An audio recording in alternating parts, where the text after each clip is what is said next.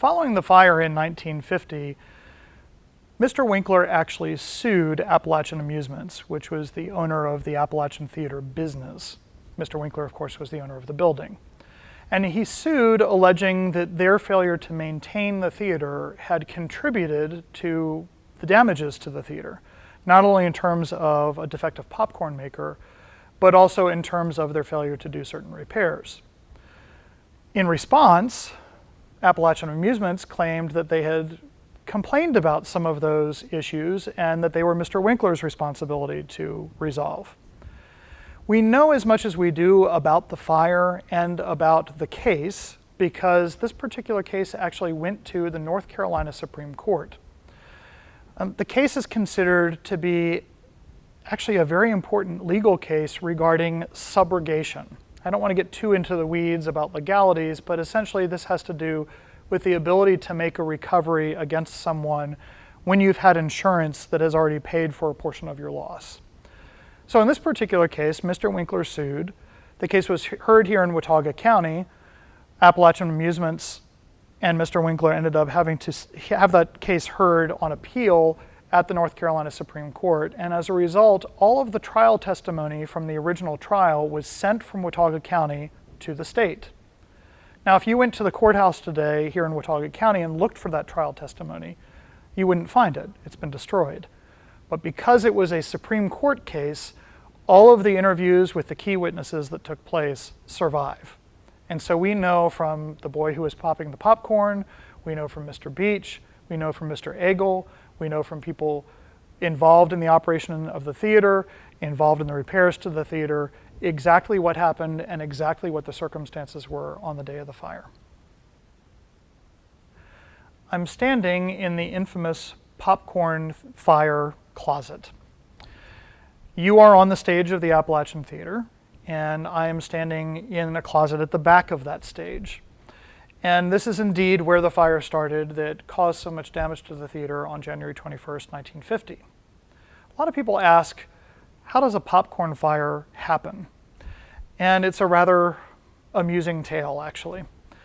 So the kid who was doing the popping of the popcorn that day was a young man, 16 years old, who came back here, emptied out the popcorn maker, put that popcorn into bags, started the next run of popcorn, and this is in an oil-fired popcorn maker. And he left the closet with the popcorn maker going to take up his bagged popcorn to the concession stand, which is, of course, located at the back of the auditorium. The rumor is that when he got up there, he lingered a little too long because he had a little bit of a crush on the girl who was working concessions. We've never been able to confirm that that's actually what happened.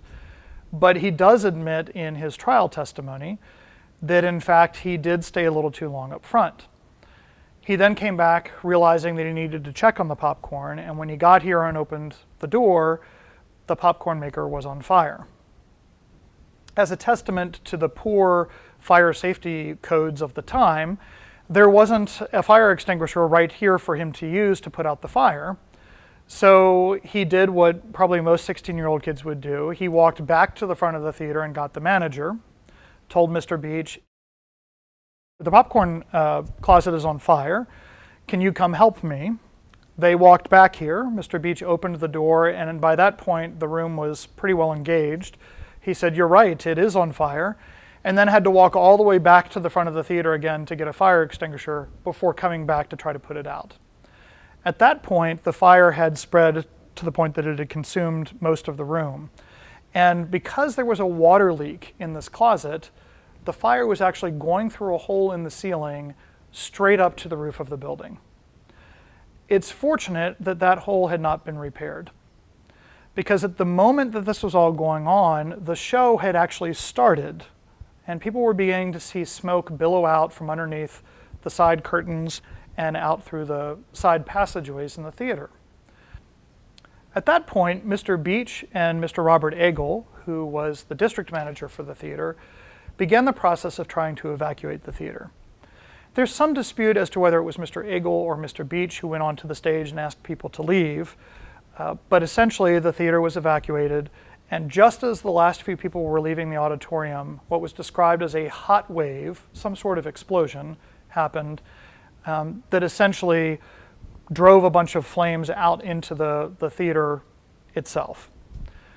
By that point, the roof of the building was fully engaged, and indeed, that roof would collapse into the theater. Fast forward to after the fire was out, and we come back to Mr. Winkler and his efforts to rebuild the theater following the fire. I mentioned in another clip that Mr. Winkler was known for his frugality, and if there is any great example of that in this theater, it's in this closet. Above my head are a number of joists supporting the ceiling for this closet. If you look carefully at them, you'll notice that some of the joists are actual 2x4s, 2 inches by 4 inches. And some of them are modern 2x4s, essentially 1 3/4 by 3.5 inches in size.